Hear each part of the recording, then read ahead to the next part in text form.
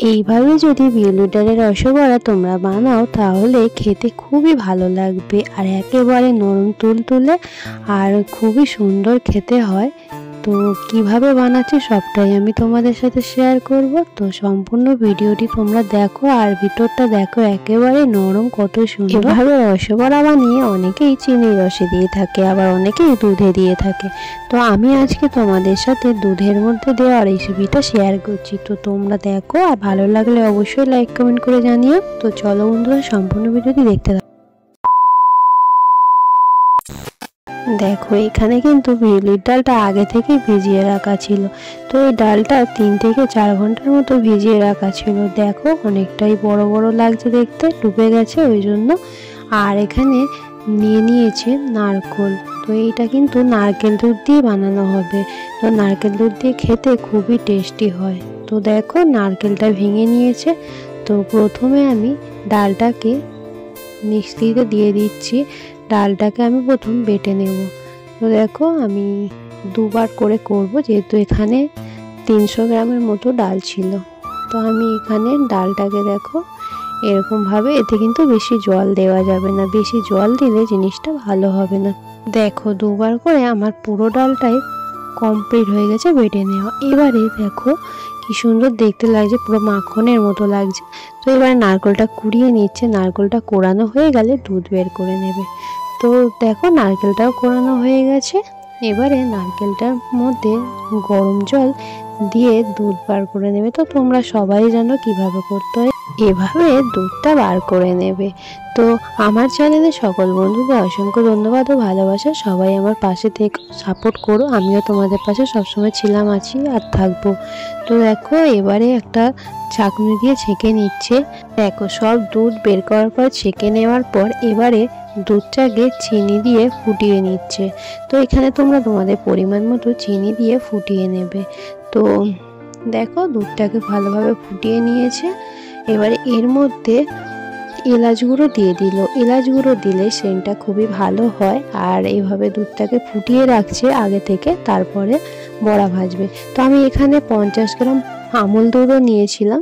তো আমুল দুধটাকে গুলে নিয়েছি, নিয়ে দেখো এর মধ্যে আমুল দুধটাও মিশিয়ে দিল।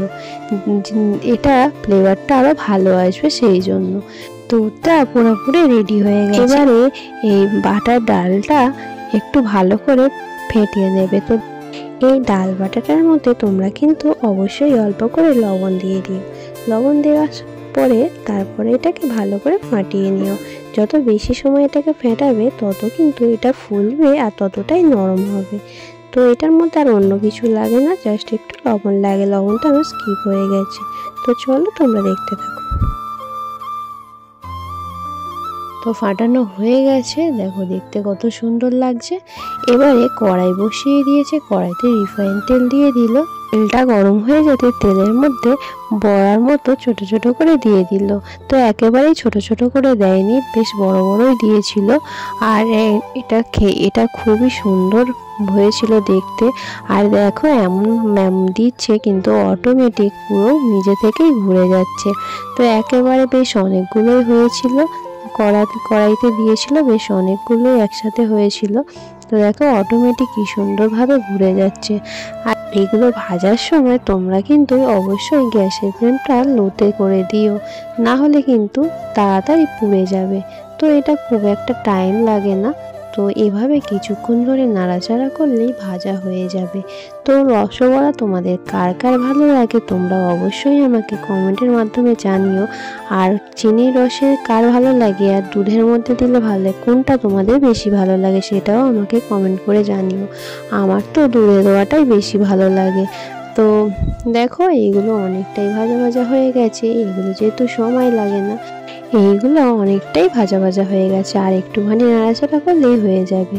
আর এগুলো কিন্তু শুকনো খেতেও ভালো লাগে। আমার তো ভালো লাগে, কিন্তু কার কেমন লাগে সেটা আমি জানি না, তবে আমার ভালো লাগে খেতে। আর আমার দুধে দেওয়াটা বেশি ভালো লাগে খেতে।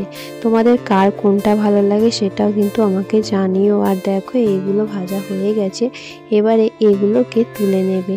তুলে নেওয়ার পর একটু ঠান্ডা হয়ে গেলে তারপর দুধের মধ্যে দেবে। তো দেখো এবারে তুলে নিচ্ছে, দেখতে কিন্তু খুব সুন্দর লাগছিল আর একেবারে নরম হয়েছিল। তো এগুলোকে ভাজা হয়ে যেতে এগুলোকে তুলে নিল। দেখো এগুলোকে তুলে নিল।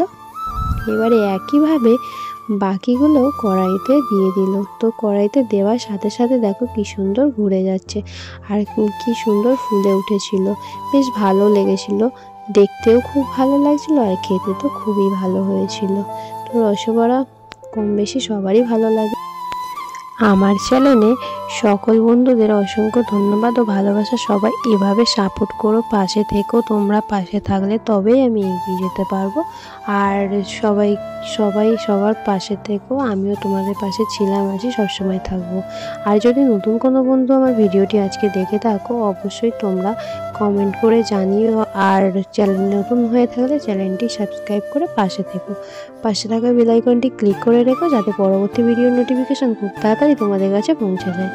তো এভাবে সব বড়াগুলো একইভাবে ভেজে নিতে হবে। তো চলো তোমরা দেখতে থাকো।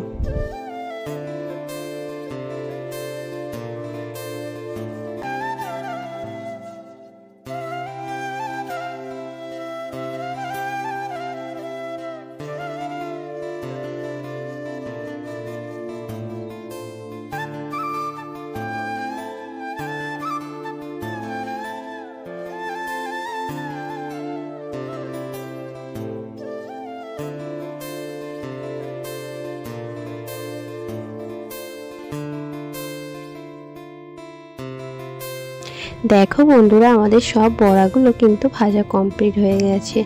আর বড়াগুলো এবার ঠান্ডা হয়ে গেছে। এবারে এগুলো দুধের মধ্যে দিয়ে দিলাম। তো আগেরগুলো দেওয়ার পর এই বড়াগুলো দিয়ে দিলাম। তো আজকের রেসিপিটি তোমাদের যদি ভালো লেগে থাকে অবশ্যই তোমরা কিন্তু লাইক কমেন্ট করে জানাবে। তো দেখো দুধটা তো আগে থেকে রেডি করা ছিল।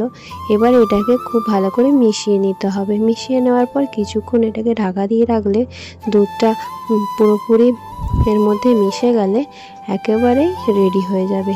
তো এটা কিন্তু খেতে খুবই টেস্টি হয়। আর তোমরা দেখলে এটা মানে পাউডার দুধ, মানে আমুল দুধ আর নারকেল দুধের, তো সেই জন্য আরও ভালো টেস্টি হয়েছে। তো দেখো ডুবে গেছে, দেখেই বুঝতে পারছো কত সুন্দর দেখতে লাগছে। আর এটা এখন মানে অনেকটাই দেখো দুধটাও কমে গেছে আর এর মধ্যে খুব ভালো করে মিশে গেছে আর খুব নরমও হয়েছে। তো দেখো আমি একটা প্লেটে করে তুলে নিয়েছি, দেখতে পাচ্ছ। আর চামচ দিয়ে আমি কাটছি, দেখো কতটা সফট হয়েছে আর খুবই টেস্টি হয়েছিল। তোমরা অবশ্যই একবার এভাবে বানিয়ে দেখো, এরকম নারকেল দুধ আর আমুল দুধ দিয়ে। তো খেতে খুবই ভালো লাগবে। চলো আজকের মতো ভিডিওটা আমি এখানেই শেষ করছি। সবাই খুব ভালো থেকো, সুস্থ থেকো, সাবধানে থেকো। আবারও দেখা হবে অন্য কোনো ভিডিওর সাথে। অবশ্যই তোমরা একটা করে লাইক কমেন্ট করে দিও। সবাইকে টাটা, ভালো থেকো সবাই।